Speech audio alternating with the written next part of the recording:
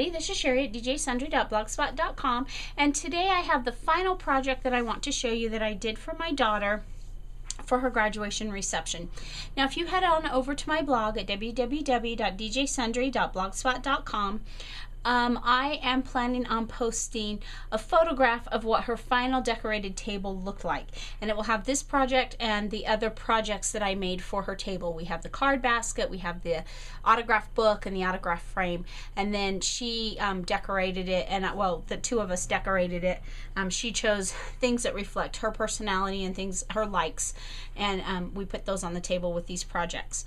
And then the card basket had cards in it, and there were a few gifts, but mostly just cards.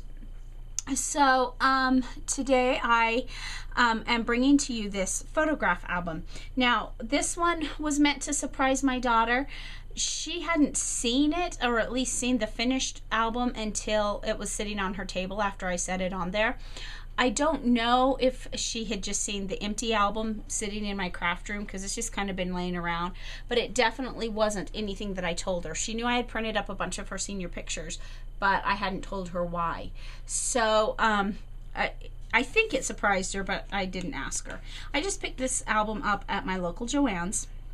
And I don't even know what brand it is, and I don't have the packaging anymore, but it was in the right color, so I picked it up.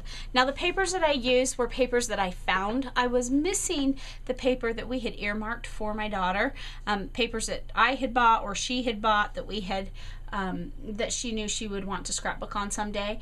And the other day I was looking around my room, and something caught my eye, and I found this little folder that had a bunch of papers in it, and I was really glad I found that, because I didn't have a lot of paper, and I was just going to have to get creative and go through my stash. I mean, I have tons of paper, but in the correct colors I did not. Now you'll see as we go through this album that it's very diverse in its paper, but they're the things that she likes. The one paper pad that I did pick up was a Susan Wingate botanical pad, and the reason I chose that is just because it had some of the right colors that I could use, and I figured if it had some of the right colors, this is before I found the missing paper, that if it had some of the right colors, I could make the other papers in the pad fit, because they would coordinate together, and that was the best I could do. But I was so glad when I found the paper that she had wanted. The other paper that I picked up for this project was this, and this is just some of the scraps. This is chocolate paper from Coordinations, which is at Joann's, and this, I'll be honest with you, this is really thin paper. It's not high quality paper. I think I paid $1.99 for a package of 25 or 40 or something like that. This is not high quality paper, but it was perfect for this project, and this was kind of the core for my projects. The other thing that I used was Elegant Edges. On page 64 I used the oblong piece right here, and I cut it in multiple sizes. Now if you have followed me long, you know that I really don't do much scrapbooking. I just don't have time. It's not that I don't like to, it's just something that I really don't have time to do. On occasion I'll make a mini album such as this. Usually it's one that I just hand make and either shape it or do something different with it. Usually I don't have it in an album, and sometimes I'll do a special, I have planned a special project album for in the future. I just haven't had time to sit down and do it. I have a couple in plan, but until I can do that, I'm switching to Project Life just so that I can get my photos taken care of. So you will see that these pages are super simple. In fact, they're so simple that the entire album from start to finish, once I had found the paper, only took me about 3 to 3.5 hours to put completely together. So the most detailed page and the most work was the title page, and this is where I used the Elegant Edges. This is the digital stamp that I've been using on many graduation projects with Jeremiah 2911, and I just blew it up, and then I used the center point feature on my Cricut, and I again used some scratch paper and played with it quite a bit so that I would know what to do and to find my sizes and stuff. And so I used a center point feature, and I cut that, and then I used the dark teal, and then I used brown, and I just went 1/4 inches bigger on each one. And then I made 3 ribbon flowers, and I used some bling in the middle, and I don't know the name of the bling, it was just something in my scrap stash. And the colors I use, this is Merlot from 3 Girl Jam, this is the latte from the coffee bundle, and this is the hot chocolate from the hot and cold bundle. And so I made those 3 because they all coordinated with the paper. This paper is the one that you saw on previous projects for her. And so then when we go through, I cut the foundation pages for all of my pages to be 8 by 8 in that brown cardstock, and then I simply layered the pattern paper on it, and then I matted each of my photographs in either brown, or I had this kind of blue color, and then there were some teal ones in there too. So this is the first page. This is from that Botanicals pack, and I'm sure there's a glare because they're glossy. The second page, again from the Botanical pack.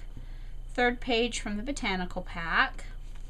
This next page, this was some softball paper that I had found. One of the things my daughter liked to do was play softball, and so I used the softball paper for that one.